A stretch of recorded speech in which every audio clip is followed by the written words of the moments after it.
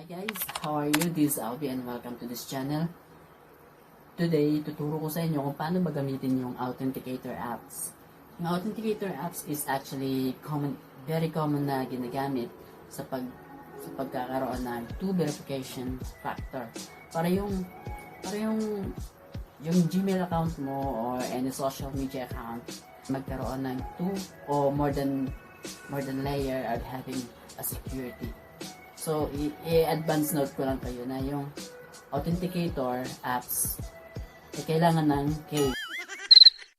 Very important na meron kayong backup or kahit isulat nyo sa papel kasi kapag nawala yan, medyo mahihirapan kayong i-recover yung account nyo kasi very important. Although kaya naman siyang ma-recover through alternative email. But hindi ko sure kung malas mo na lang kapag hindi mo siya na-link sa mga alternative email mo. By the way guys, bago natin simulan yung video ay kailangan nyo muna mag-download ng authenticator apps mula sa Google Play Store.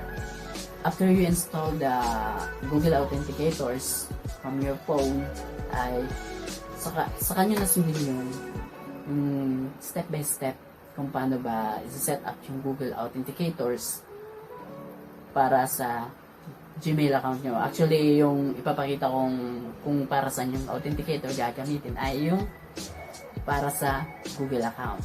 Okay guys, sisimulan natin yung video and I hope you're going to enjoy this video and watch this.